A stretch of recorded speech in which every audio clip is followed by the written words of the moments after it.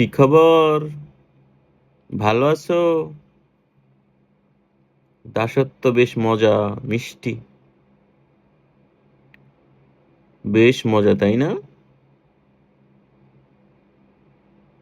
তুমি দাসত্ব করো, তুমিও জন্ম দিবা দাস।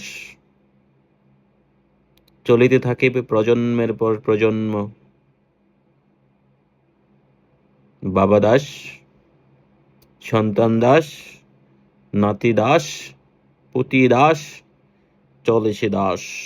চলবে দাসত্ব, চলতে থাকুক দাসত্ব।